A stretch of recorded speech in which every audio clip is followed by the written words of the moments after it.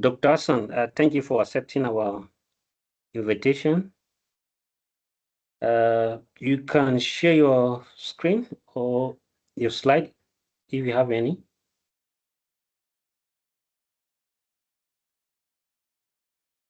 Hello, Dr. Hello, Hassan. my name is Hassan Adam Mutshala. I'm a physician. I'm also into data science and public health. So there I will take you into introduction on R. So when I was giving this topic, I was like, R is very, very, very broad, very cumbersome, but very easy. So should I do slides? Should I just read the code? So I have the slide, but then I have so much to say that if I start going through the slide, we might not end up doing much. So I think I'll just share my R window and then I'll start doing the introduction. So Okay. before I start, I just want discuss something about Line app. So you see, R has been dynamic, it has been evolving from the basic just software to now one of the best statistical software out there. So there are always a lot of new things, new packages, new ways of doing analysis. There are more than one ways of doing everything. Before we only do basic statistical analysis, now you can do simulation, machine learning, and a lot of things you can build dashboard. So I always advise users to learn the current thing, not the previous thing. For example, when computer was first built, the main purpose of building a computer is just to do some arithmetic. And now computer can do a lot of things. We have very powerful AIs. So same as the R environment, it is dynamic, it is changing. So if you learn the previous things that has been updated, so it means like you learn the things that are in the 80s and you are in the 21st century, it's 2026. So it will take you a long way to catch up. It's better to learn the current thing because, especially the youth, because you are in this environment, you go with the trend. Then if you feel necessary, you can go back and learn the previous things that are out there. So I will try to only show the current things, actually use the current packages and then the current way of doing analysis. And I'll not bother about the previous ways. So this is my R window. As you can see, it's a bit dark.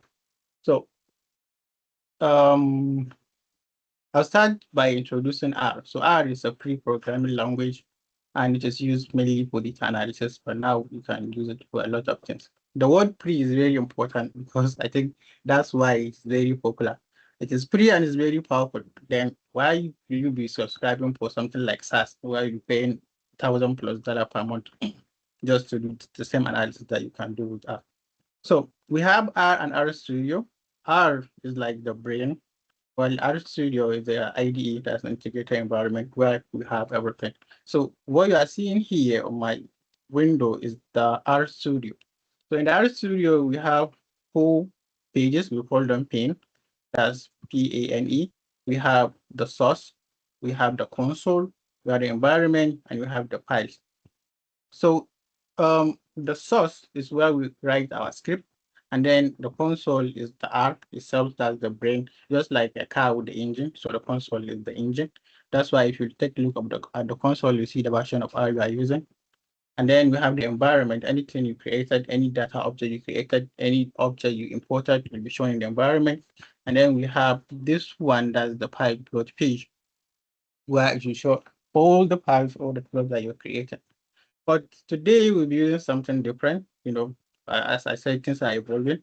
So instead of doing analysis in the normal R Studio page, we use what we call Quarto.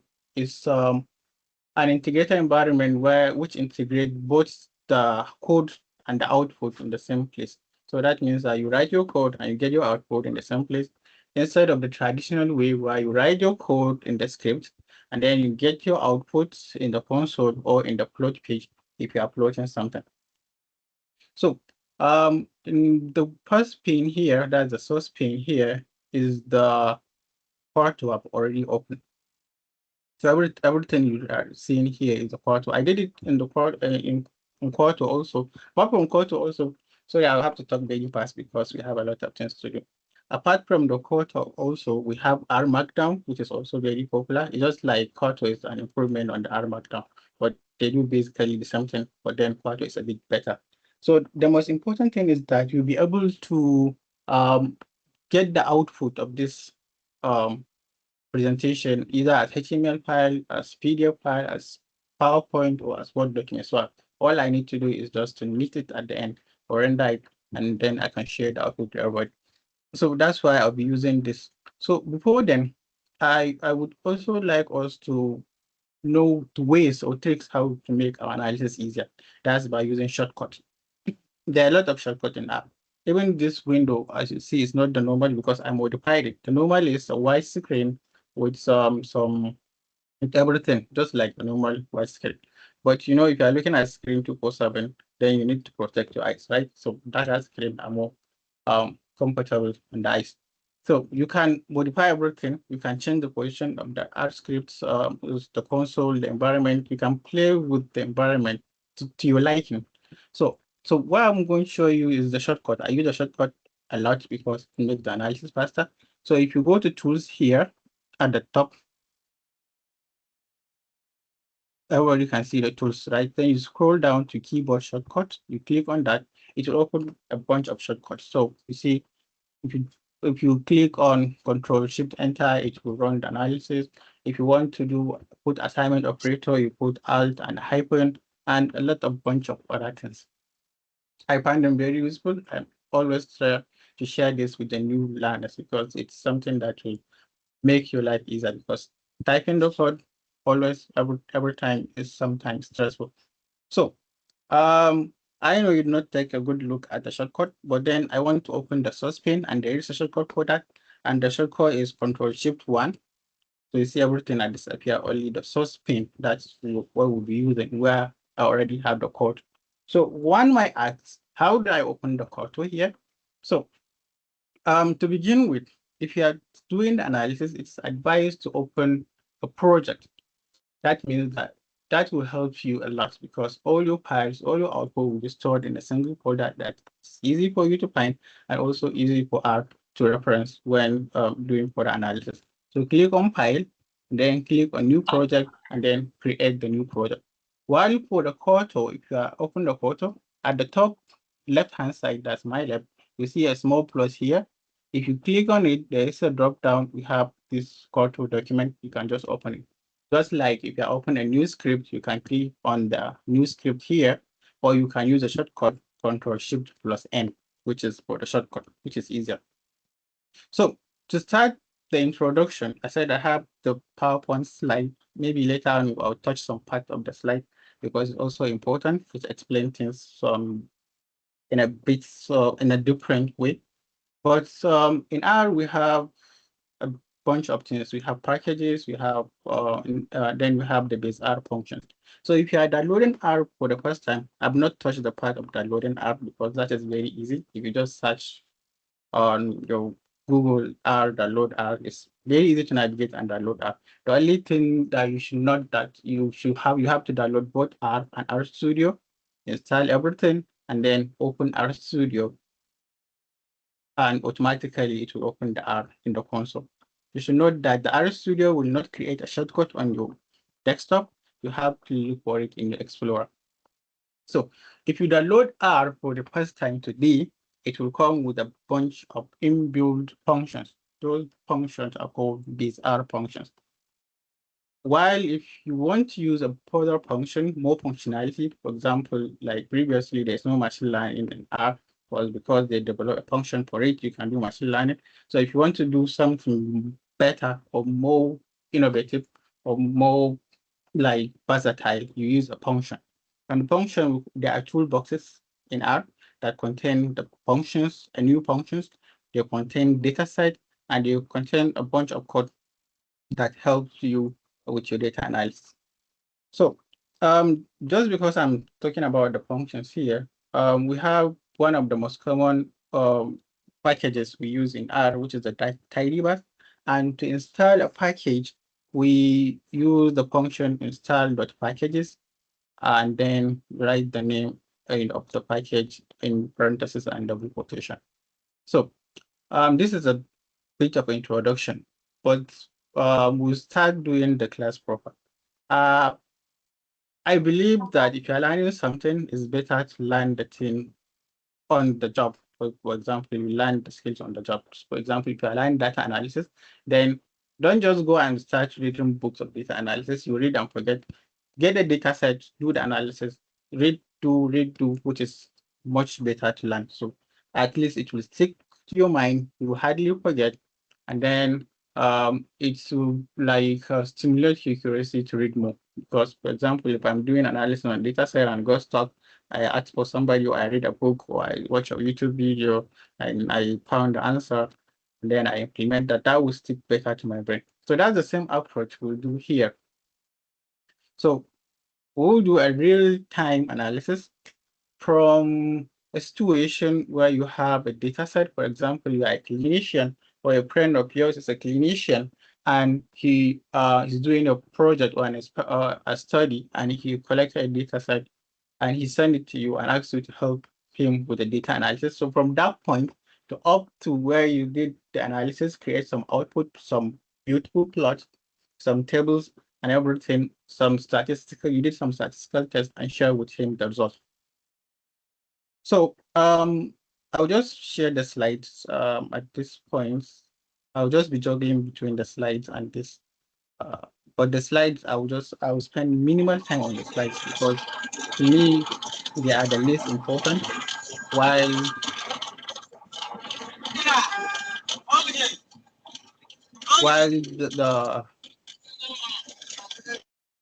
while the codes are the most important. So this is a slide on basic skills that you need in R as a beginner.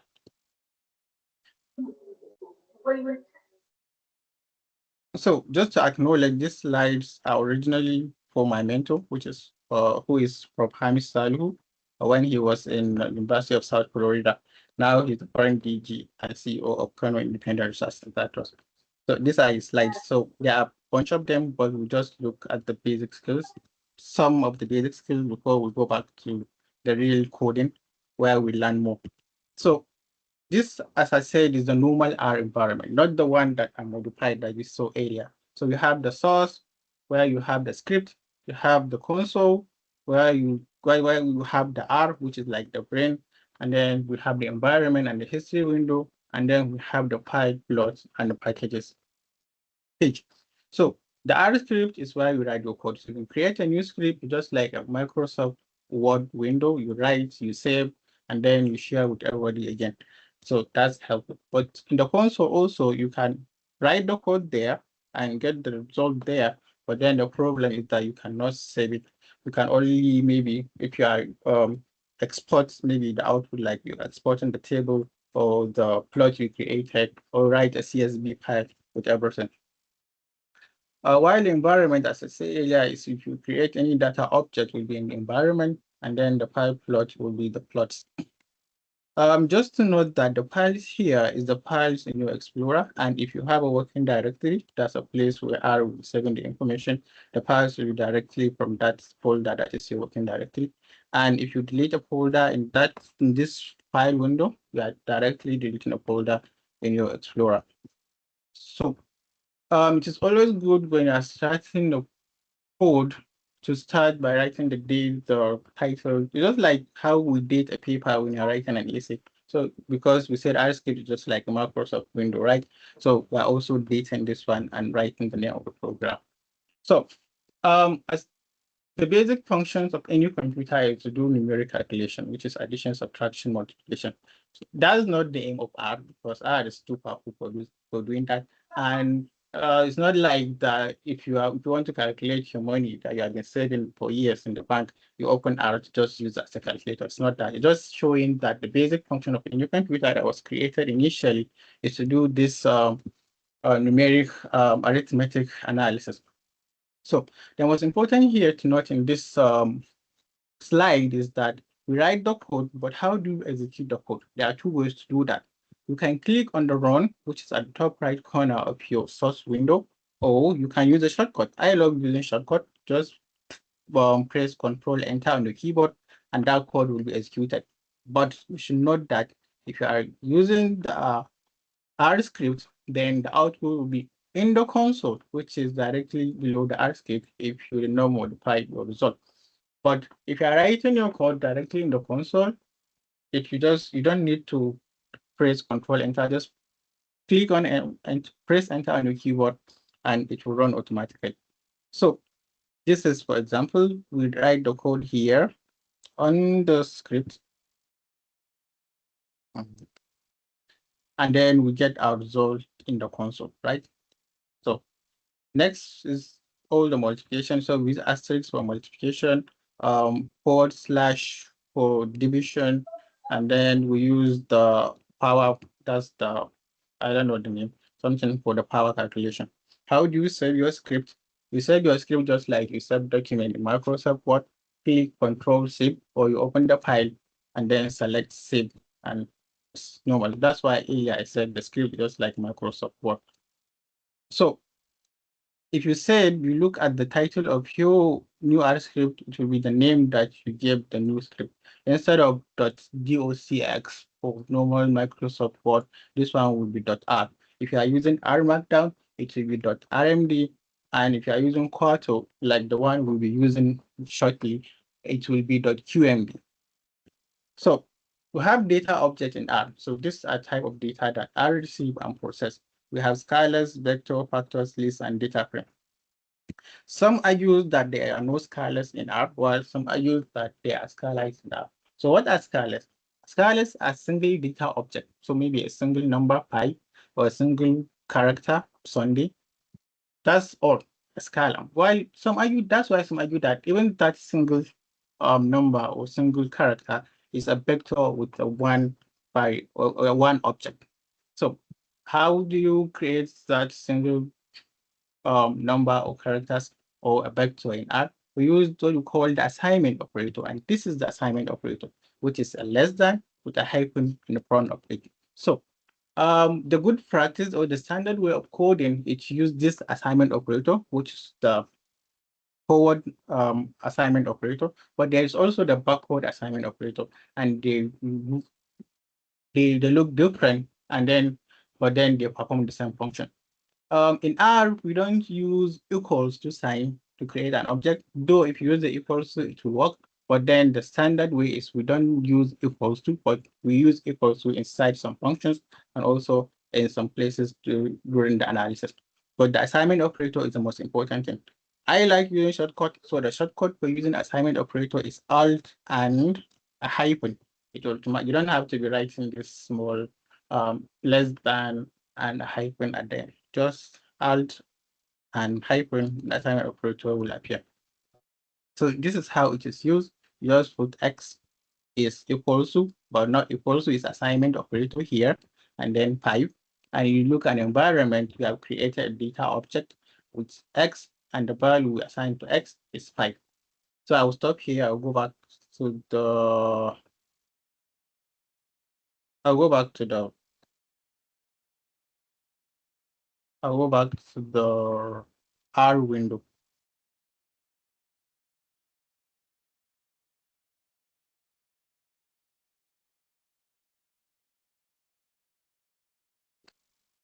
So in the R window, so this is big virtual continuation of the R window. But there's this thing very important, getting help in R. You know, writing code sometimes might be very tricky, very time consuming sometimes, especially if you are learning it for the first time, because a single comma or a single parenthesis you can spend hours looking for an error. Maybe the code refused to work. So that's why people that usually program, especially if you're programming with Python, or maybe you're not doing that analysis, you are programming for other things, maybe you are building a dashboard or an app, they will tell you that if the code works, just leave it. Don't touch it, because if you touch it, you might create a problem and which might be difficult to solve. So that's why this is important to know how to get help. So how do I get help? I'm in my village writing code. I don't have anybody to help me. So R has an inbuilt help function. So it will be able, and this will work even if you are using R offline, and it is simple to use. So This is the Quarto environment. So we have our code chunks, and then we get the output below the code chunks. Maybe later in the future, we'll be able to discuss how Quarto works, some of its functionalities. So this is where we write the code chunk. So forget about this code chunk here. It's the one of the Quarto codes that you don't need at this stage. So for example, we have a function called min, and I'm hearing of this function for the first time. I don't know what it does. Or maybe I'm doing the analysis. I want to calculate min of something and I don't know how. So I want help with that, right? So I will just put a question mark and then write the min function. So for example, I'll run this code, control enter. So it will open the help page, which is this one, and it will tell you everything about the min function. So it tell you that here, this one is a min and it's a base R function. It calculates arithmetic mean. This is the syntax of the code. These are the arguments, explanation of the argument. If you scroll down, even there is an example on how to use it. So you see, this is very, very, very helpful. I'll just read through and then look where I made a mistake and correct it. So not only writing a question mark, if you want to write the full word help, and then in parentheses, you write min, to do the same thing. Oh, sorry.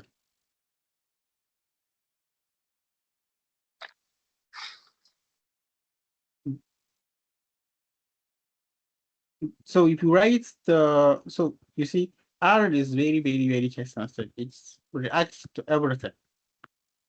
Small mistake, which will show you that, no, I don't agree. You have to do it the right way. So let me open this one further.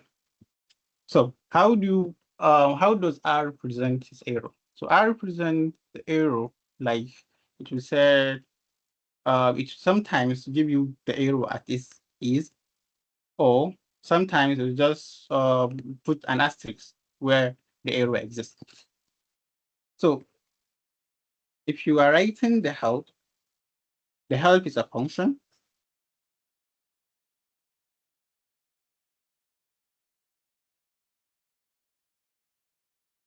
And then inside the help, we put the arguments.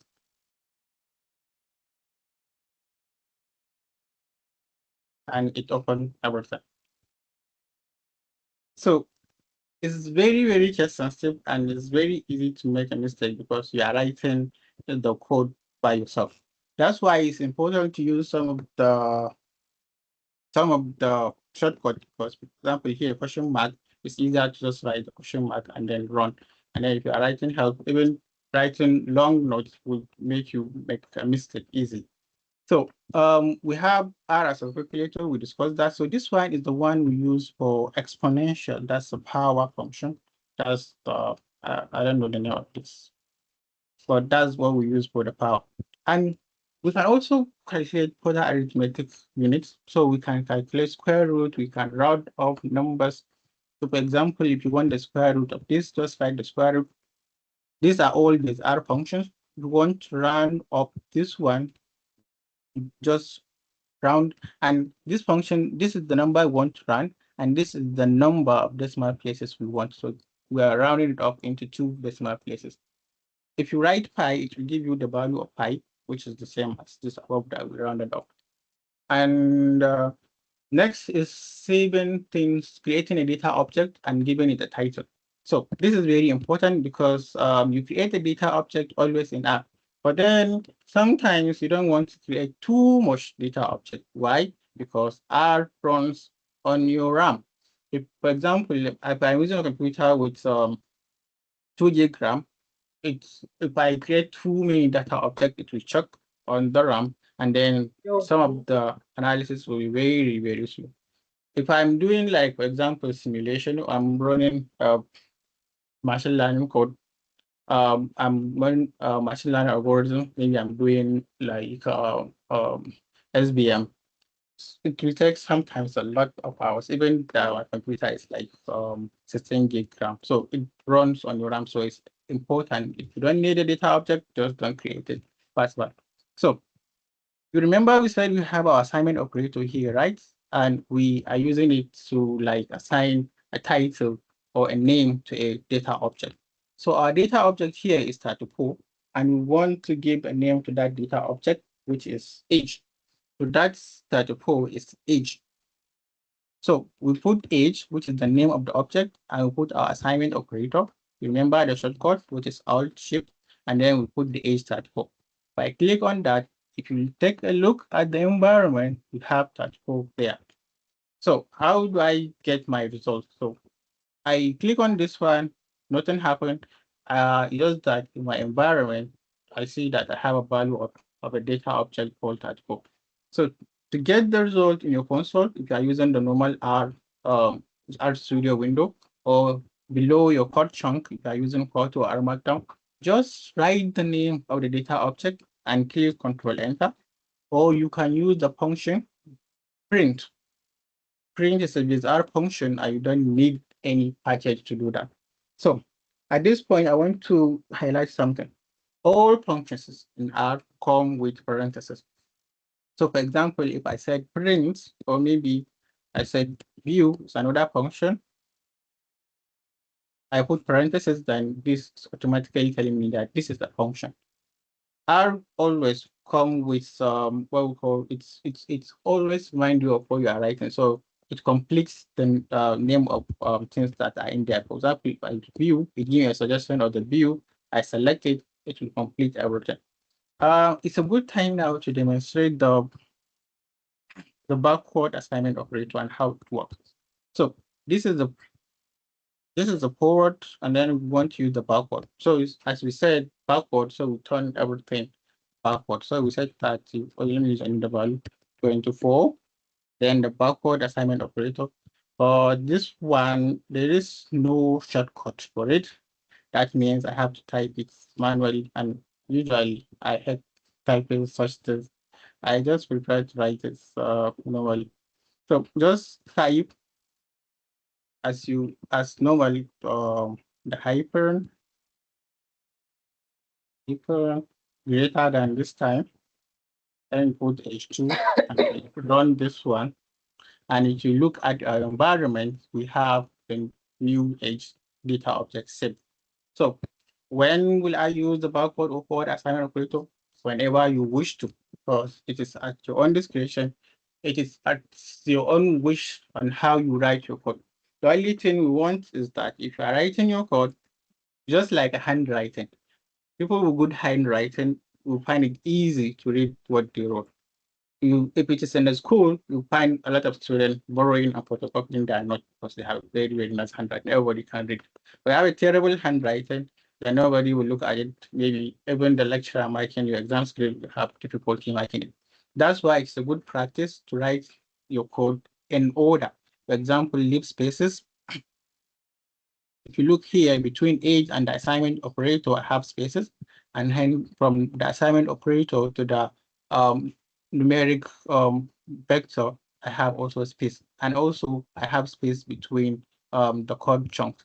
If you want to add a comment, you use hashtag. Anything after the hashtag is a comment, and it will not be included into analysis. So R will not consider it. So this is for creating data object. So if you create a data object, it will be saved in your environment. So it is there, so you can reuse it again. That's what it means. So if I'm reusing it, so I can perform an arithmetic function on it. I have age here is supposed to start 4, right? So I can decide to add 10 to that age. So I said age plus 10. I click on it. It will give me 44. I've already added the value of 10 to the vector age, but still our age remain 34 in the environment. That is because we only add age to 10 to age, but we have not saved the result as 44. So we have not modified the initially the value of age in our environment. So that's why if I call the value of age again here, it will remain 34. So if I want to save it, I have to put the assignment operator again and save it inside. So we also have, you can also create other data objects. For example, here we can say height in cm is 176 and weight is 68. And then we want the result, we call the values. We have height here, we have weight here. So because I run them differently, so each result is it's coming out separately. If I want everything together, I will just select and run everything at the same time. And then we have both the results out there. So I have these two values. Then I want to do further calculation on these two values that I've created. And they are there in my environment, right? And this small number you're seeing here, that's the value I'm occupying inside my memory. That's inside my RAM. So any object I'm creating, any analysis, this is the meter that will showing me how much of my space I'm consuming at that time. So I want to do further analysis on these two values. I want to convert the R from centimeter to meter. And then I want to calculate the BMI. So how do we convert from centimeter to meter? We divide by 100, simple arithmetic.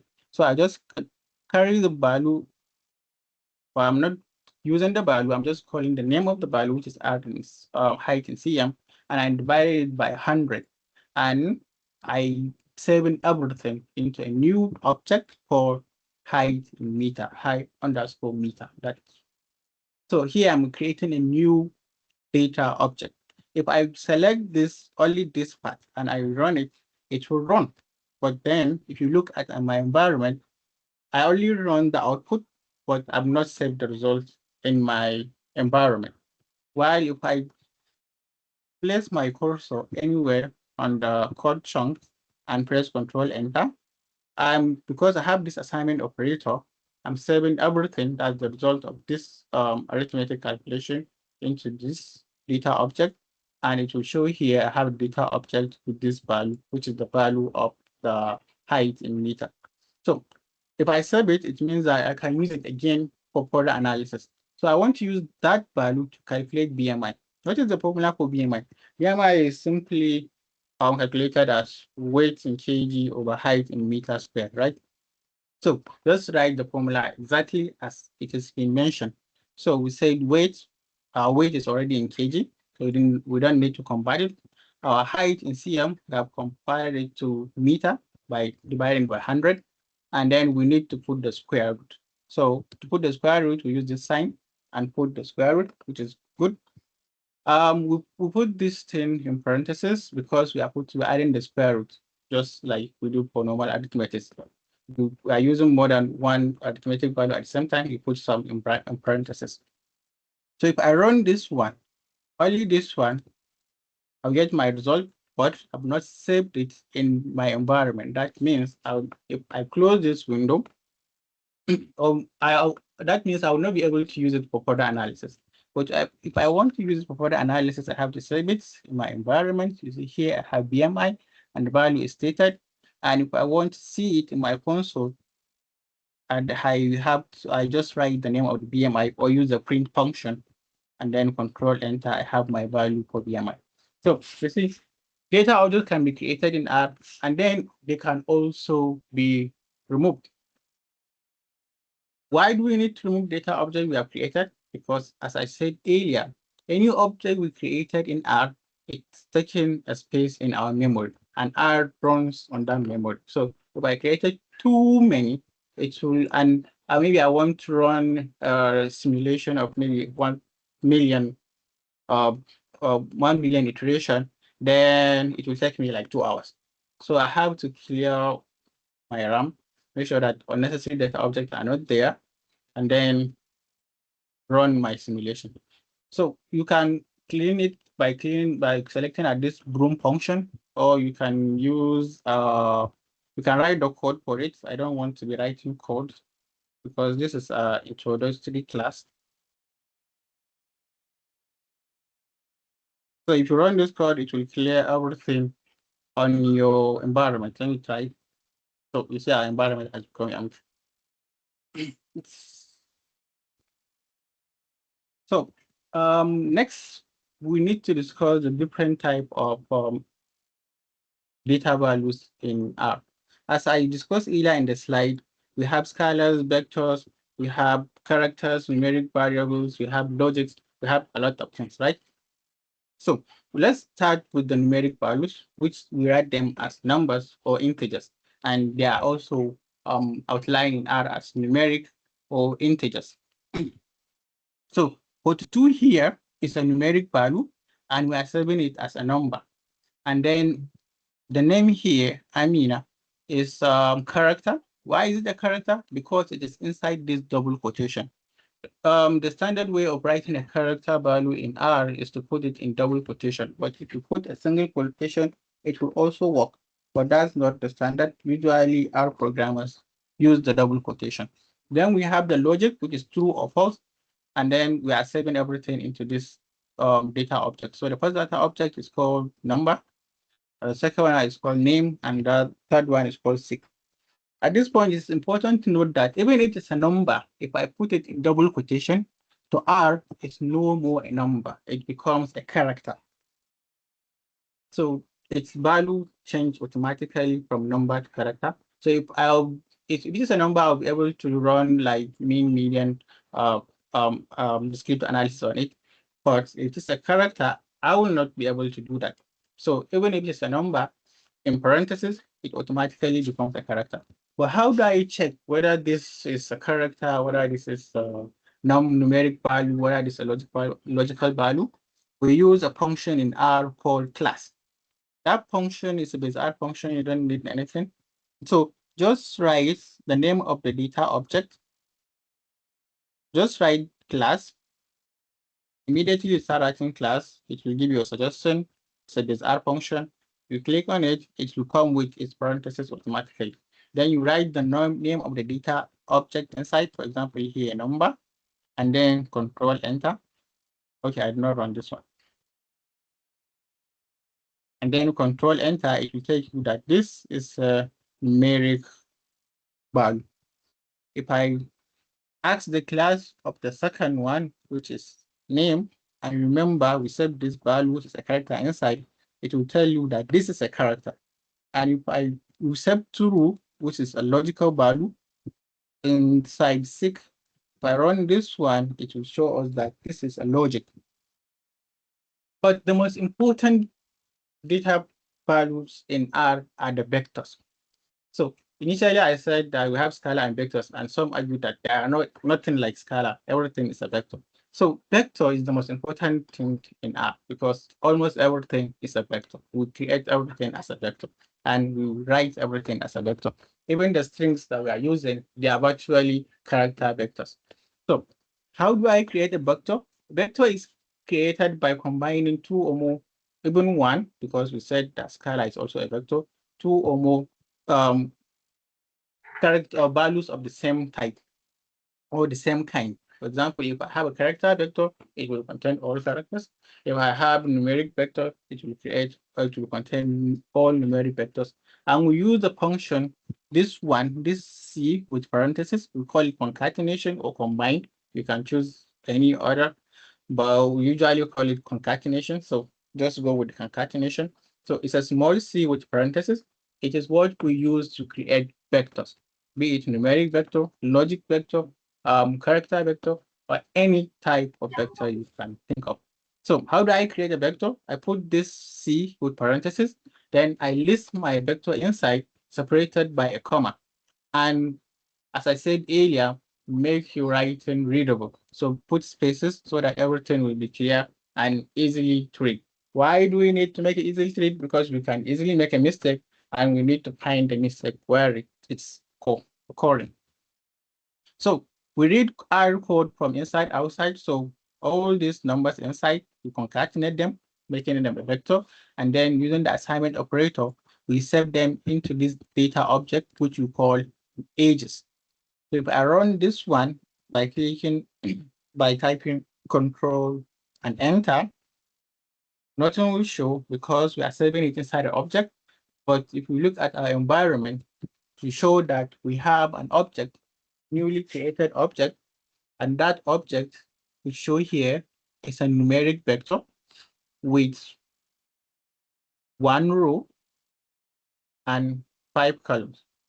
Well, that's how it is describing it, but actually it's a single row. So if a single row, we are not expecting any columns, right? But that's how R is describing it, 1 row, 5 columns. And these are the objects inside that row. So to print it in our console, just write the print function and the name of the data object, or just call the name of data object directly, and then control enter. It will show you that the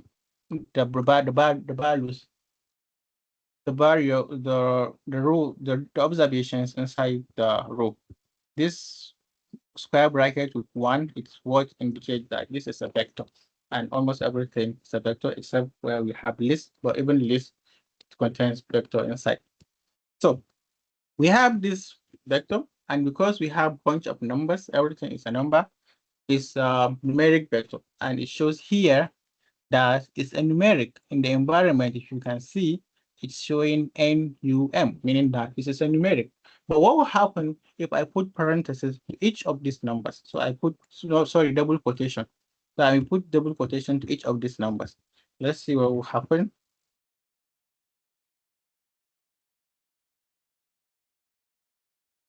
So now I will run it again. So you see it has changed. The label here in the environment has changed from NUM, which stands for numeric, to CHR, which stands for character. One might ask, but these are numbers. Yeah, they are numbers. But in R, anything with double quotation is not a number, it's a character. Because we know that R is not smart, it's just a computer. And we are taught since from the primary school that computer is garbage in, garbage out. So what we give her is what you will get. So we give her numbers as characters, and then it's given us back those numbers as characters. And if we use the class here, the class function, that if you don't want to check it in your environment, you want to check in the console, you put the class function and you call it ages and you run, it will tell you that this is a character. So to R is character. But if it is a character, that means I cannot calculate anything or add anything to that vector because it's a character vector. The only thing is, how do we summarize categorical variable or character variable? We summarize them as count and percentage. That's frequencies and percentage. So, but if you have a character vector, you'll be able to do further analysis or further calculation of that character vector. So, for example, assuming this, numeric vector. This is a character vector and I'm adding 1 to it, it will not work because it's a character vector. I cannot add a number to a word. Is it possible? No, it will tell me it's a non-numeric argument. It will not work. So I have to go back, return my vector to its initial state, which is the numeric vector, run it again, and then I'll be able to do further analysis or further calculation on it. So for example, I can add 1 to all these participant ages. So if I said age plus 1, so now everybody is 1 year older. So they are 42, 30, 55, 56, 35, and 63. And I can, so this is like, if you notice that we are not looping anything, we are just adding everything to a vector, which you can do by looping, but then this one, we are using this R function, so I don't loop everything, I just adding everything to a vector.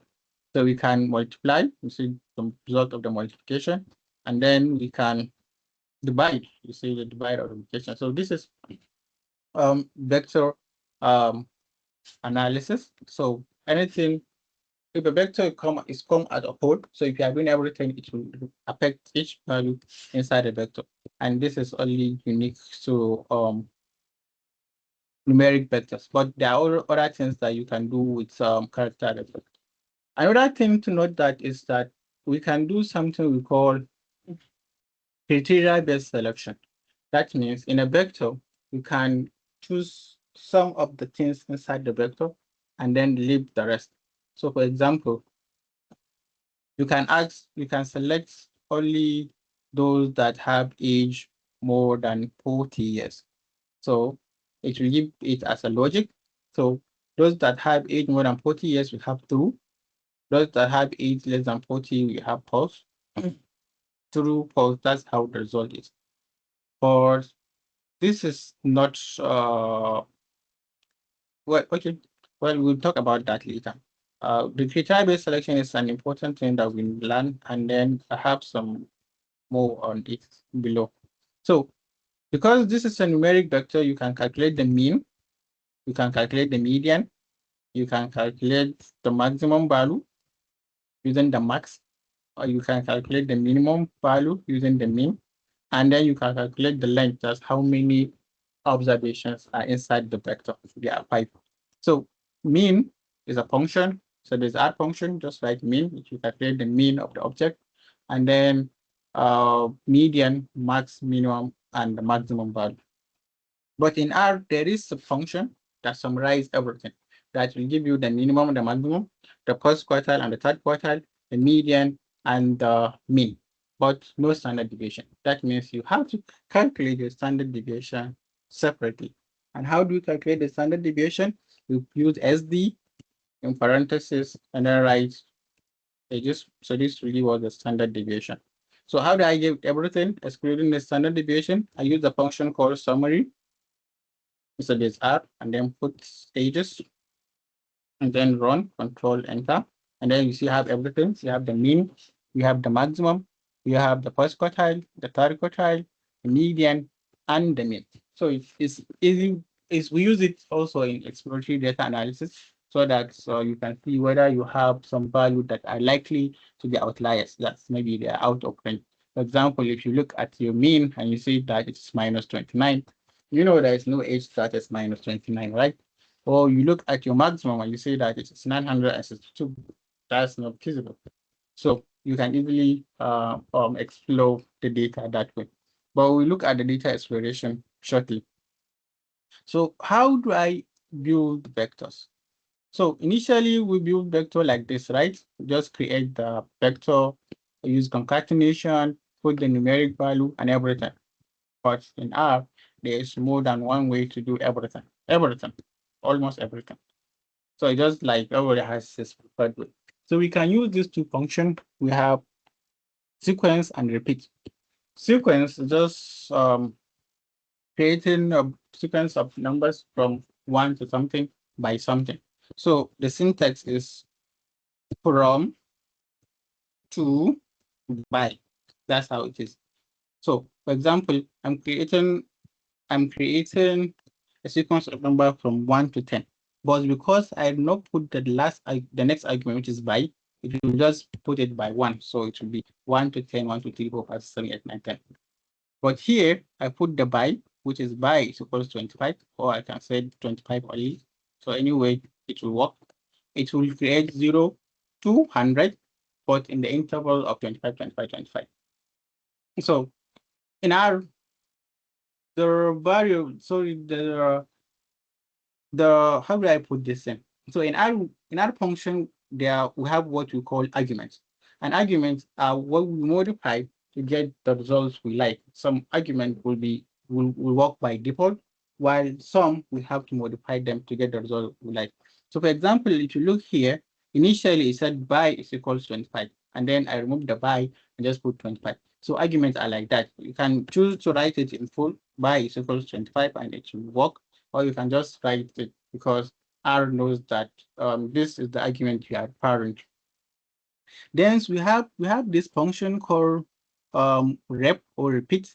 This is very interesting function because we use it also when we are doing some simulations. And maybe I will show you 1 or 2 simulation, though that is advanced coding, but then it's good to be curious, right? So we are saying that this is the function repeat, and if you rep, it is in lowercase. Almost all function, not all. Majority of the functions in R are in lowercase. and you said repeat this yes. We put it in parentheses because it's a character. So repeat this character yes 3 times. That is the 3 here. So if you run this one, or to repeat this yes 3 times, you can choose to make it numeric. So you can say repeat 1 3 times. So you said 1 1 1 1. But the good thing about this one, as you say, I said we can use it to do some simulation. You can repeat a vector on itself. So let me just quickly do this one. You can repeat a vector. How do you create a vector? We use concatenation, and then in parentheses, we write the vector, right? So let me create a numeric vector 1, 2, 3. And I'm repeating this numeric vector 5 times. So if I run this one, it will repeat 1, 2, 3, 1, 2, 3, 1, 2, 3, up to 5 times. So that's why we use this by with some modification to do some analysis and also to create a data frame. Oh, okay. Let's not digress much because we don't have much time. So it's a very, very interesting function. So in vector, we said everything is R. It's almost a vector and it's the most important things. So you can select variable or observation inside a vector. For example, we have our vector ages, and then we can select the first observation in that vector using this square bracket. So the square bracket are used to select observation. If I mean observation, I mean rows. So we use select observation. Unlike if you are using the $sign, which is used to select variables, and by variables I mean column. So in R we call rows observation, and variables we call columns variables. So these square brackets are used to select observations, which are rows. So I'm selecting the first observation in this character vector, which is port 1. And this one, even though it started with C, it looked like a vector, right? Yeah, it's a vector, but then it means different thing here. It means that I'm selecting the first and the third observation because everything is in this square bracket from these vector edges. So if I run this one, it will give me the first and the third observation. And this one is also part of our criteria-based selection. What I mean by criteria is that you give R some set of criteria that if any observation fulfills that criteria, we want that observation. So the criteria here we're giving R is that among the participant ages, we want those that are more than 40 years. So put it inside the square bracket, and then we run it. So we have only those that are more than 40 years. So criteria-based selection is very important in the sense that you can even use it to subset your data set. So maybe you have a data set, you want to have those, and then the data set have just like the data set we'll be using here, it have some maybe observations from different states across Nigeria, and you want only for Jos, or you want only for Kano, or you want only for Lagos, then you can use this square bracket to select only that. But that's will come later if I'm doing something else, not in production. So we also have text. Texts are usually called string or characters. If you have a bunch of characters, we call them string, but they are text and they are usually in double quotation. So texts are categorical variable, and we usually store categorical variable as factors. What are factors? Anything that have a logical order and it can be classified into distinct groups. We call them factors.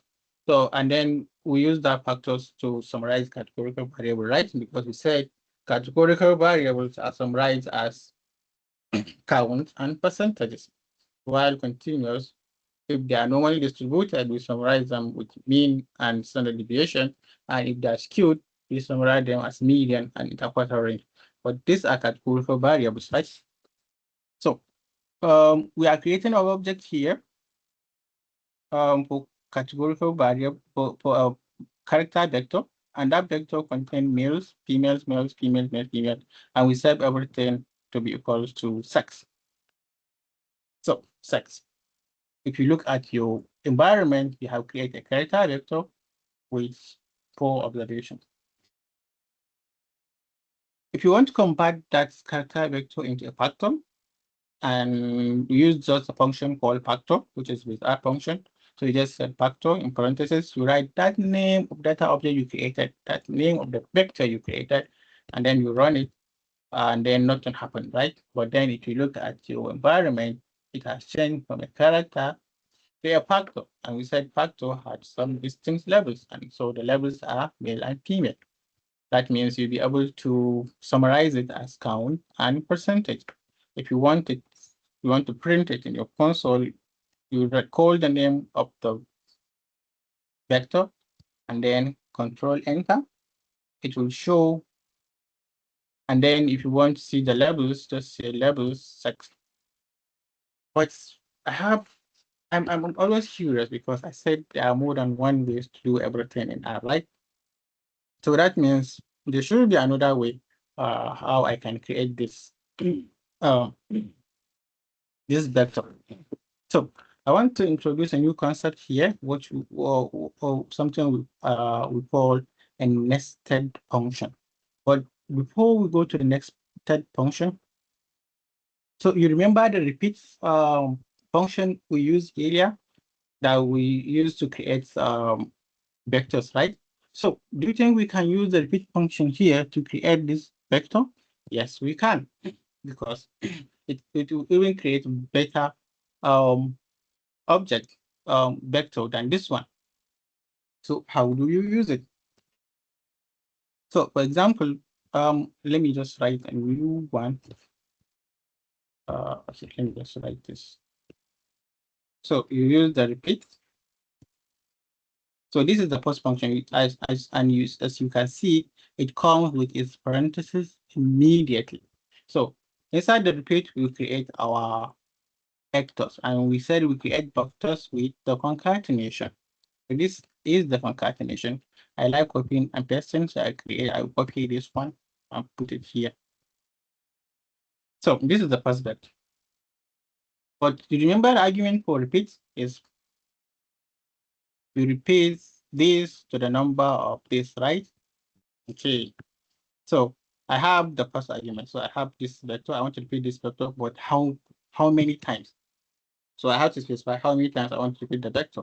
So I can write, let's say 10, right? And run, which it works. But then you can do something better, right? So you can repeat each male different times and female different times. How do you do it? You make the repeat also a vector, just like this one. So I put my concatenation, my parentheses. I close this parenthesis. That star appears because I'm missing a parenthesis. You see it here, small star by the side. So anything you have an arrow, you are missing a parenthesis, you are missing a comma, or anything, a star will appear. That means that there is problem somewhere inside your code. Well, this is a single line of code, so it's easily to find a problem. So I have something like this. So we read our code from inside out, right? That's what we said earlier. So we are repeating this to the number of this, and we are using the repeat function, and I'm running it. So we have that. So this will not show you everything, but how do I know that it has repeated that number? I need to count it, but I cannot count it because I've not saved it into any data object. So that means I have to save it. How do I save it? I put the assignment operator. Remember the shortcut for the assignment operator? Alt and a hyphen. So my assignment operator is here. So I run it again. So if you look at the environment, I have it here. It's a character vector. It's 34. So 10 plus 24 is 34. So that means that it has worked. But I can also count it. There are many ways you can use a table function and then take the name of the data object here and put it inside and run it. It shows you the number of females and the males. You see males 10, females 24. But that's not the aim. I said I want to create a factor because this is what we did earlier, right? 3 lines of code. I'm just converting this vector into a factor. I write 3 lines of code. That's a long code. I might not have time to write everything. So I said we have a concept called a nested function. That means if we are using a function inside a function, so the one inside will be nested inside the one outside. So how do I do it? I'll just select everything here. The good thing in R is really flexible.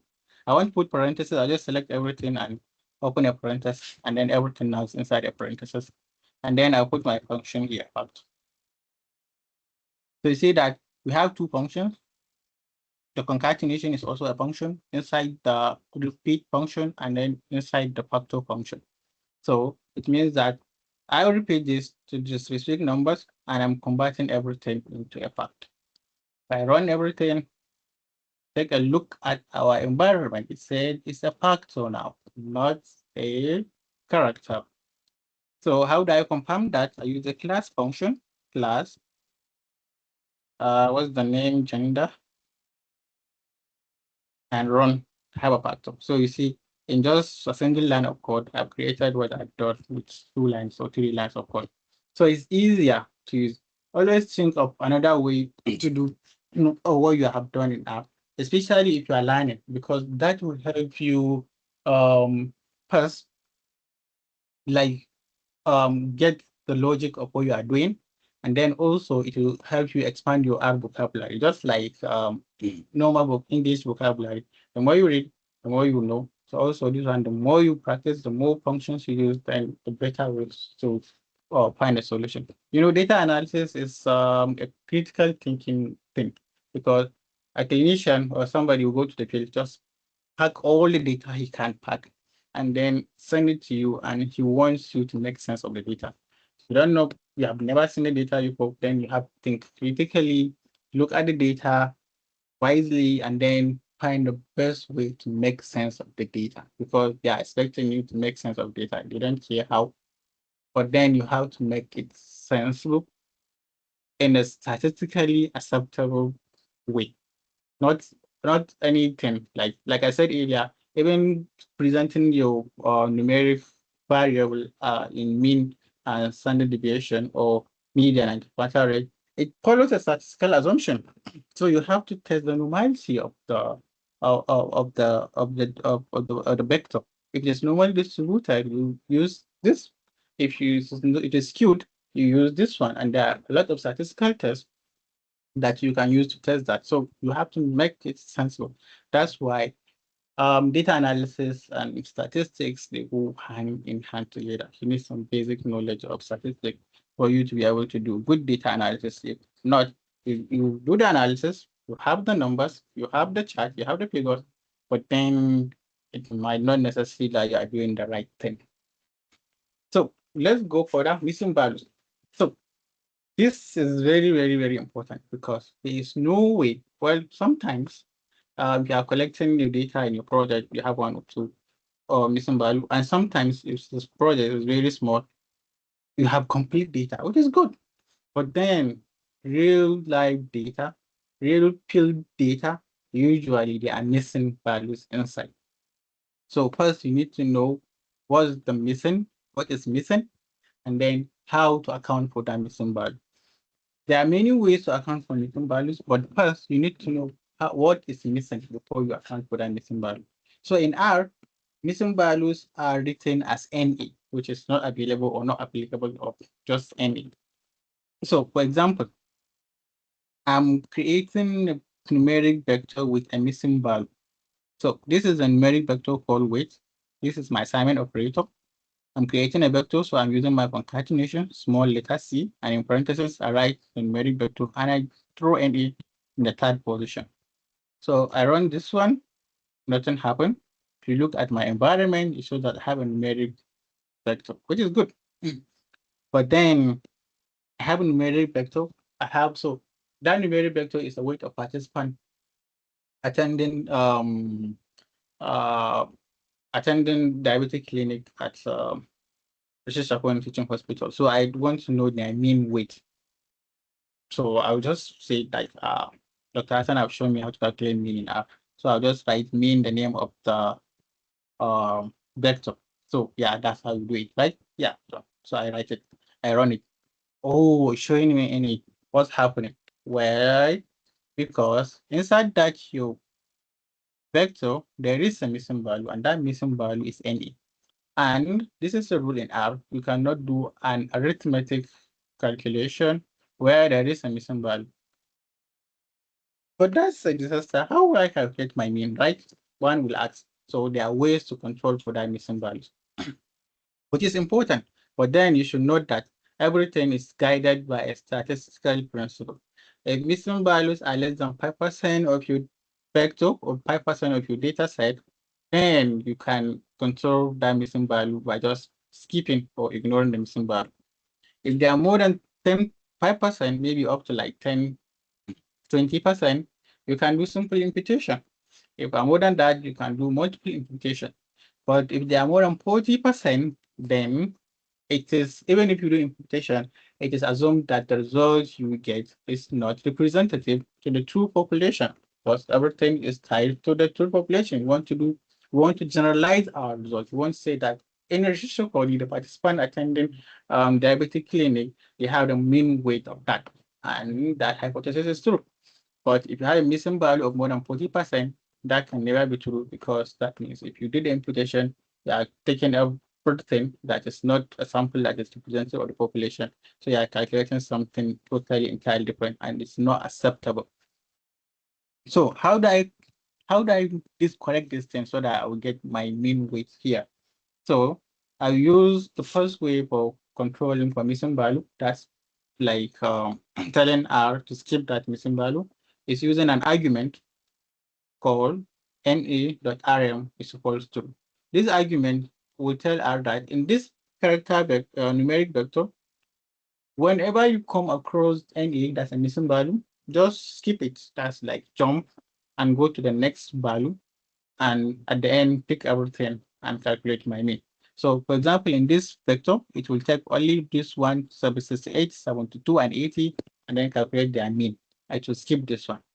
So just put a comma and put NA.rm is equals to this true is a logic. And then if you run this one, you get your mean. So we use this a lot, but then you have to know the percentage of missingness, because it's not everything that you just ask out to skip, because there are ways to, there are statistical assumption backing everything we do in data analysis. That's why statistical knowledge is very important. So I have drawn my mean. Initially, it shows me that there is, it cannot calculate the mean because there is a missing value. And I tell R to skip that missing value and just give me my mean anyway. But then curiosity, I want to know more about that missing value. So you can ask the question, is there a missing value in this vector? That's exactly what this function is doing. Is.ne. You see, is just like is there a missing value. So just saying is.ne. Is there a missing value in this vector, which is called weight? If I run this one, it will give me a logic answer. False, false, false, true.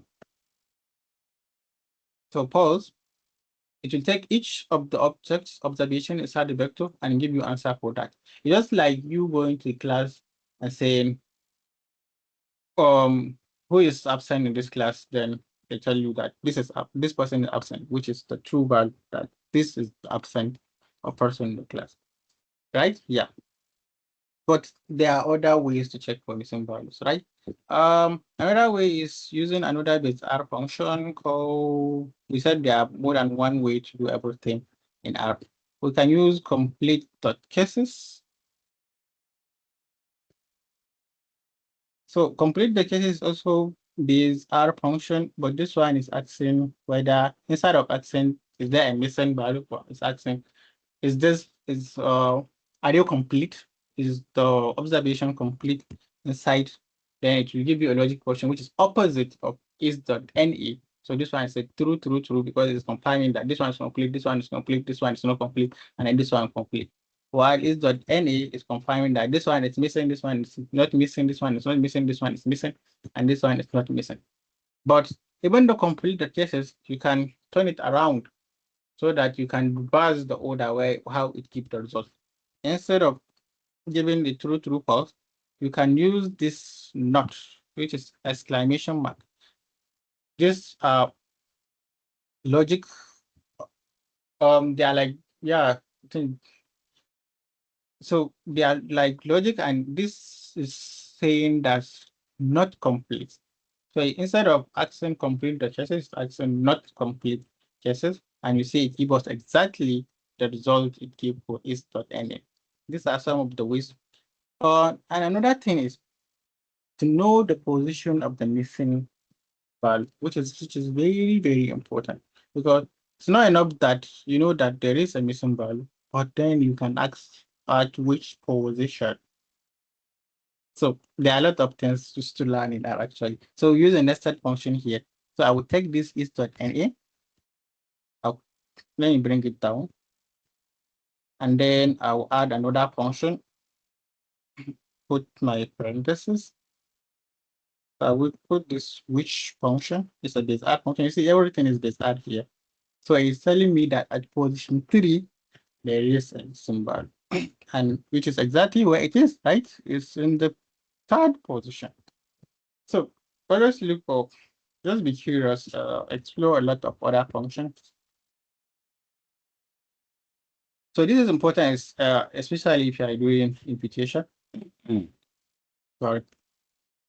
So now let's finish using the base R function. Oh, we have only 10 minutes. Oh, that's bad. Let me rush. Let's use packages. We said packages, they are toolboxes. They extend the capabilities of R. Now we can do machine learning. We can build dashboard. We can simulate data. You can do a lot of things. So they contain codes, they contain packages, they contain data set, they contain a lot of other information that we can use. So one example of package is Tidybars. It's a meta package. It contains like 8 packages inside. It's the most commonly used package. And inside the Tidybars, we use dplyr package the most. How do you install package? You need internet connection for you to install package. But once you install package for the first time, you don't need to install it again. Unless if you deleted your R and then downloaded another one, then you have to install the package again. But once you have it, you don't need to install again. All you do is reactivate the package using the library function. But to install the package, you use this function, install the packages, and in double quotation, write the name of the package. For example, we use GT summary. This is the name of package. If I do this, I will install this package.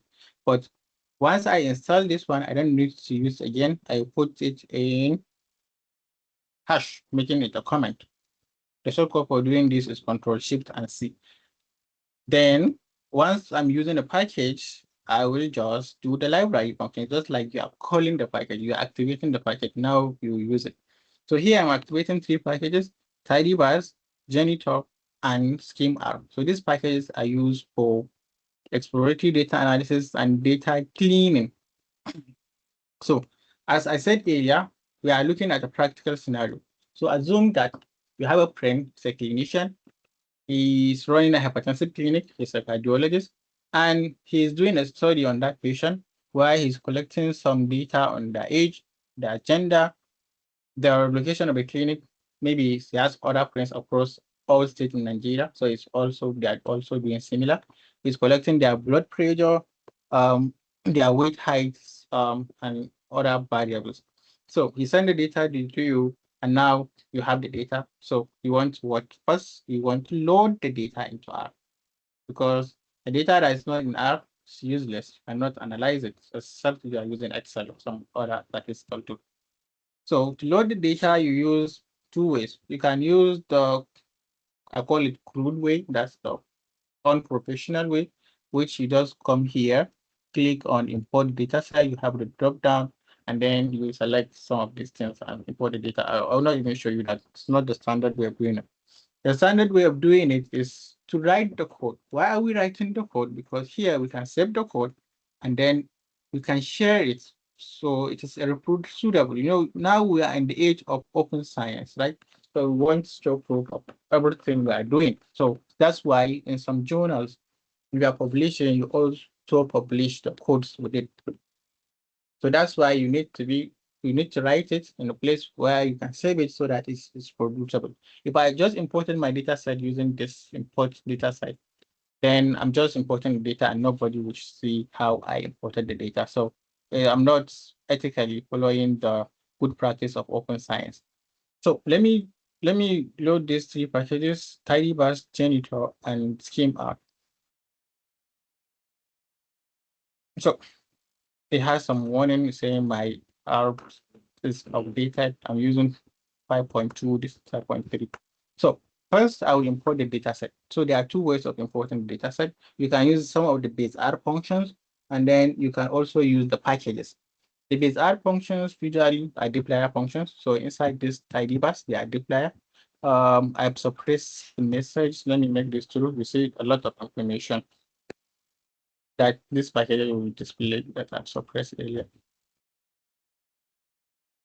Oh, I'm showing. Oh, that's right. Tidyverse.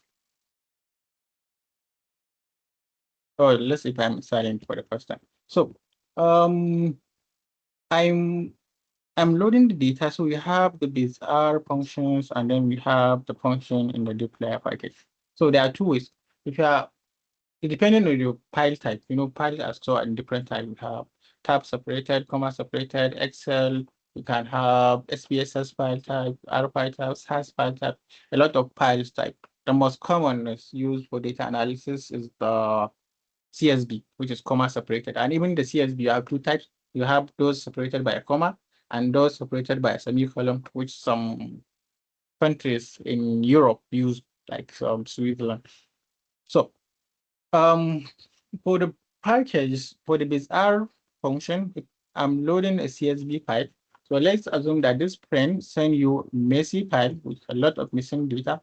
And what you want to do is load it in R, find what's wrong with the data, and then clean the data. That's all we are doing for today. So I have already loaded my package, tidyverse. It is important to note here is that if you are doing data analysis, write the packages at the beginning of the script. So, the example I showed earlier in the slide, after you dated your scripts and everything, just put your packages so that everything will be organized. So you don't just throw packages inside R code chunk in any places. That's very unorganized. You put your packages all at the beginning of your code. So here, just for learning purposes, I put it here. So I'll be using two functions because this data set our friend sent, the clinician sent, I've simulated it earlier. So I save it as a CSV file. So I'll be running it as a CSV. It's called BP data. So I'll be using two functions, or one function is a base R function, which is this one. And then the other function is a function inside the dplyr package. And the only difference between two functions is that the bizarre function is written as read.csv, while the dplyr function is written as read_csv. But so one might ask, why did they develop a new package with a new function while we already have the bizarre function? While the answer will be packages are developed to expand the capability of R, right? So definitely, the function in the package will be better than the existing bit_r function. Yeah, it is better. One, because if you are reading large data set in R, the dplyr function that's read_csv will import it into R faster than the base_r function, which is read.csv. You see, this is very important, especially if you are dealing with large data set. But if you are dealing with a small data set with just 100 or 200 observations, then you'll not see much difference in the speed of imputation. But there's another catch. If you are loading with the dplyr function, it will import the data as a table, while if you are loading with the base_r function, it will load data as data frame. So one may ask, what's the difference between table and data frame? Well, these are all fancy names, right? And then computer like using table than data set. It's not just that computer, it's that tables are more stable than data frame. So that means more organized, the observation are more preserved, and it's like the likelihood of losing a data or missing a class is less with a table compared to a data frame. Well, let me give this long English, long Turanci, and then walk. So we are reading this data set, read dot BP data.csv. So this is the name of data set, and this .csv is specifying the data type. If it is Excel, it will end with XLSX. And we use the function read_Excel, which is different. So we use this function read.csv, and using the assignment operator, we are saving everything into the object called row. You can give it any name. You can give it your name. You can give it the name of anything you feel or you wish. So if I run this one, nothing happened. But if you look at your environment, it shows that you have a data with 202 observations and 12 variables. That's 202 rows and 12 columns. And if you click at this small plus sign, it will show you some information about the data. So let me just run with _CSV. Nothing happened, right? But how I know the difference? To know the difference, to check the class. So now the class will change. So see, this one is the dplyr function read_CSV. It's showing that it's a table. Let me run it with the .csv. It's showing that it's a data frame. So you see two different functions, two different things, but then almost identical. Unless if you are using large data set, the difference will not be clear to you. A large data set, I mean millions of observations. So let's take a first look at the data. Oh, we are almost. Okay, let me just rush because this is important. So if you have the data, you need to understand the data, how it is structured. And I would advise you that whenever you receive the data from a colleague for data analysis, ask for the data in dictionary, because usually the data are coded when they are collected in the field. So you need to interpret that code. In data analysis, we don't analyze data that is coded. We will interpret it and give each code a meaning, a value, so that as we are doing the analysis, we'll be able to be comparing with the statistical assumption to know that whether this thing makes sense or not. Because it said maybe you have a level of education as 1, 2, 3, 4, and then you did analysis and you said that there is association between 1 and um, uh, and let me just say between 1 and becoming sick or maybe developing typhoid fever, and then that one is PhD. So we cannot say there's association between PhD and developing typhoid fever, because we are assuming that people that are educated will know how to do their hand hygiene, will know how to take care of themselves. It's better to say that uneducated people like more likely to fall sick, maybe because they don't have that education. You don't know how to take care of the hygiene. So you see, you don't need that code. You need the raw values so that you'll be able to interpret the result. So dim here, it tells you dimension of the data. That's the number of rows and the number of columns. And then you can check it individually using the nrow function or the ncol function. That's nrow, number of rows, ncol, number of columns. And then this is the important one. The glimpse function is also part of the dplyr. It answered the question, what is this data important? Just like I'm important something blind. I want to know what it is. Just like glimpse, right? Just like peeping through the window and seeing what is inside that place. So just glimpse, and in parentheses, the name of the data set. You run it, it will show you everything about data set, the number of rows, the number of columns, the variables, the observation, the class of the variables, everything. You see, just like not well, why not everything, because this is a small data set. If you have some things with millions of observation and a lot of variables, it show you like the glimpse, some part of the data set. At least you have to take a look at data set. And from taking a look, you can see for example, the sex variable, this one, it is inconsistent. Some places are written M, while places are written male. The male, some are written in small letters, some are written in capital letters. So you see, there is a problem, right? Because R is case sensitive. All this one will be if if I combine in the factor, it will be different group because R is case sensitive. So you see, I'm starting some problems. So I need to do some work. I mean, there is a lot of work. So the head function will give you the first 6 variables, so observations, and tail function or these names, the name will give you all the names of the variables. So the head function, the first 6, and if you want to specify, you can decide to take the first 3 instead of boxes by changing the argument n is equals to 3. We have now the first 3. While this name, this one is very, very important because it shows you the names of the variables as they are written inside the data set. You see, this name of the variable, they are not standardized. In R, for example, this weight is not a standard way of writing a name of a variable in R on data analysis. That's also a problem. We need to standardize the name of the variables. So if you want a full summary of the data, like you want just a summary, a highlight of how the data look like, we use the scheme function, which is in the scheme R package. Remember this package above scheme R? So this function is inside. So as I said earlier, we use only the newer packages. So if you look at this, it will give you information about the data, everything, the missingness, which variable is missing, how many, then the data type, data summary, everything. I'll just be rushing because I want to finish this one so that tomorrow we'll do something else different. So now you have seen that you have taken a glimpse and you have seen that there is a problem, but you want to identify the location of the problem, right? Because for you to correct something, you need to know the problem. There's no problem, then there's nothing to correct.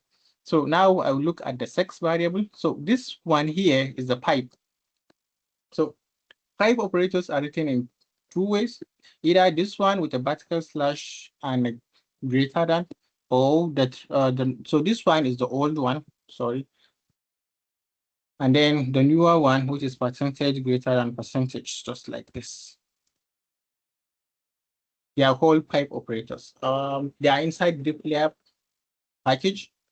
I think this is the most important thing in data analysis, and that's why dplyr package is the most used package in R because of this piping. Because hardly you can do analysis without piping anything.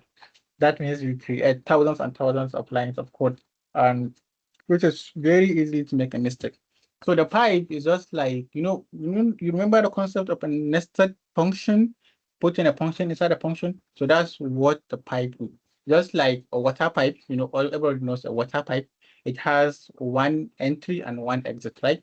And then in between, you arrange a number of functions. So you can put 1, 2, 3 up to 5 function.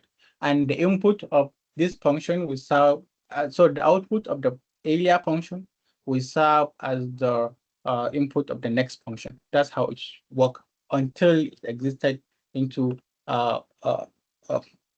until it existed to the exit entry. So if you put a data set to the entry, it passes into the first function. The first function will receive it, process it, and give the output. The output will enter into the next function. The next function will also receive it, process it, and give an output. The output will enter into the next function. That's how the pipe works. That's why we call it, it is called pipe, because everything is like a single line of code, even though they are usually separated. It's usually written like this. So let me run this one. So we put our data set here, we pipe everything into this function count, and then what are we counting? This variable. This sex is a variable inside, and if I run this thing, it will show me the sex. So this sex, we have F, female, male. They are written in a terrible way that we need to standardize it, and we are counting everything. And they are missing values. You see here, there's nothing, and saying 10, that's a missing value. So we need to also take care of that. So you can do the same for each of the variables. Even these ones, they are not written in the standard way. Each of the variables, they are missing here. And then each of the variables. So see, this variable is everything is missing, not a single observation. It's all missing values inside. So we check for duplicates because they might be duplicate, and usually you use the patient ID or maybe an something that is unique, like the ID, to check for duplicates. And then to check for duplicate, this is the pipe. You take the data set, you pipe it into this function, get duplicate. This is in the janitor package, and then write the name of the variable. Run this one. will show you the duplicate only. So we have duplicate, this ID is duplicated twice, and also this ID is duplicated twice. We take care of that later. And then we check for impossible values, right?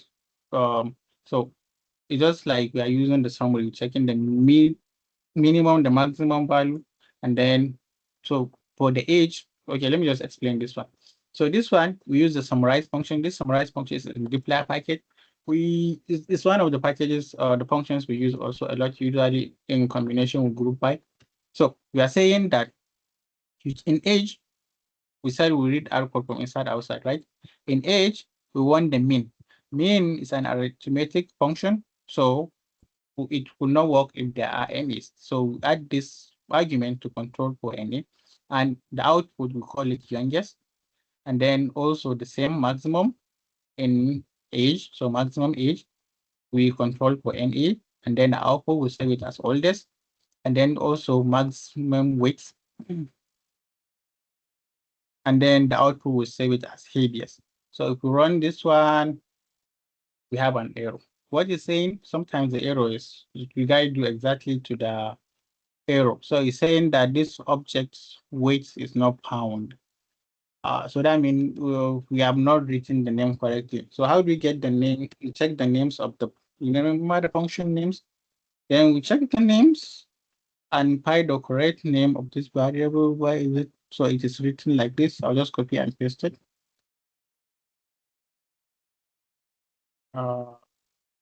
Paste it here. And then I will make this one a comment, sorry. And then I'll run it again. So have everything. So you see, you have people with age of -3, not visible. People with age 999, this is definitely not visible. And people with weight of 740, that's overweight, that's an outlier, definitely. So any value that's not within the normal distribution of data is likely to be an outlier. So these are likely outliers. It means that we have to remove them from the analysis.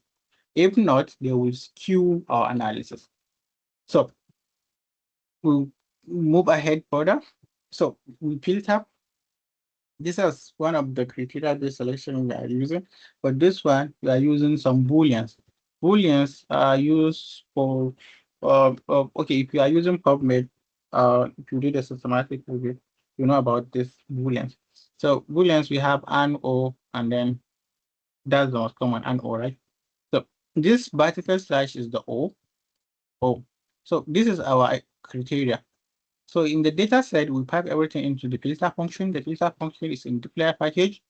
We said once age that are more than 120, this is the first criteria, or age that are less than 0, or weights that are more than 300. But this weights, we have to write how it's written. It's like this, right? But this is not a standard way to write any variable. So we have to come and standardize it later. So run this one, which will show me all those IDs of patients that have this criteria. So maybe later on we'll discuss about all and all these booleans, because they are very, very important, especially when doing analysis like this one. I'm rushing. So now we have found the problems. How do we fix them? So to fix them, first we want to start the name of the variables. We said the standard way is to use the standardized name of the variable, which is all in lowercase. There's no space. If there is a space, then you put the space as underscore, and there are no special characters or special functions with like the dots or the hyphen or the everything. No, they are not acceptable. So we use this clean name function, which is in the Genito package. This is very important. I use it a lot. It will standardize all the names of the variable. So how do I read this code? I'm saying I'm taking the raw data, I'm piping it into the function clean underscore names, and I'm saving everything into new data object called D. So if I run this one, it will run. To get the output, I'll check the names of the D, and you see all the names have been standardized, all in lowercase. There is no any special character, no dots, no everything. A dot and space are replaced with an underscore. So this is a better way of doing analysis, and it will make your life much easier. because when just writing all this long log code, it's easier to write this than when they have 1, 2 dots, one at the end, one at the beginning. We're confusing it definitely. So another thing is you can choose to rename the individual variables separately. So instead of using this function from the Janitor package, we can use the base_r function rename. So in the rename, it's a base_r function that used to rename variables. So this is the syntax. You write the new name and the old name of the variable. So for example, the old name of the variable is, why is this systolic BP? I want to give it a new name called BP systolic. So you take the data set, you pipe it into the function rename, and then you run it, and you have renamed only that's you see here is BP systolic. So this is the new name we have given it. Should we stop here? Since it's almost 9 and there are a lot, I think it will not end. Maybe tomorrow we'll continue.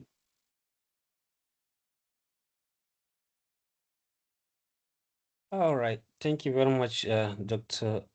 Hassan Adams, for taking us through on this and being elaborate on this introductory part.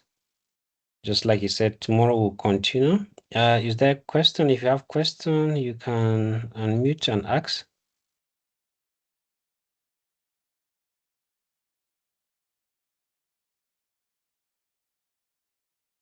Is there anyone with question or clarification or comment?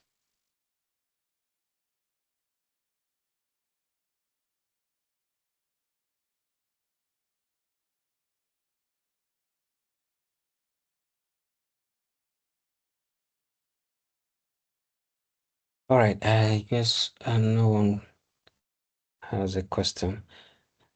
Once again, thank you very much, Dr. Adams.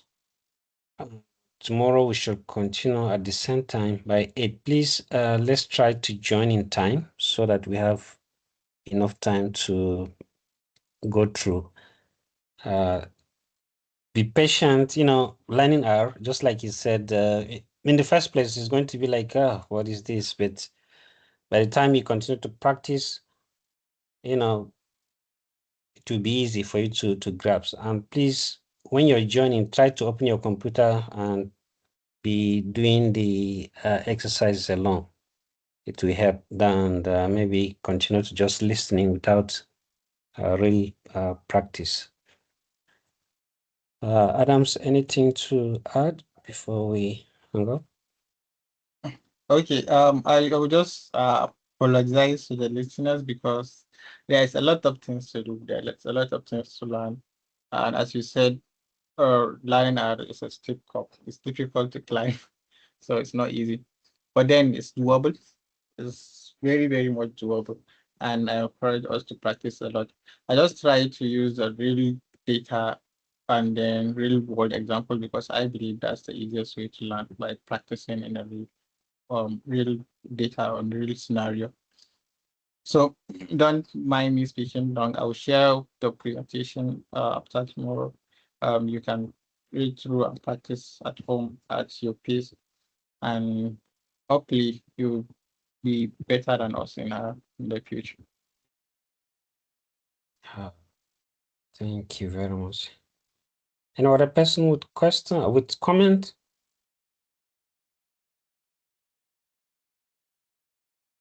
Right. I wish us all a wonderful night rest. Yes, go ahead.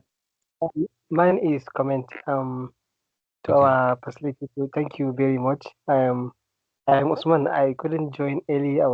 My phone was giving me some issue. I have to try and join other way. Thank you so much for your time. We look forward to having you tomorrow. Yeah, thank you to Usman.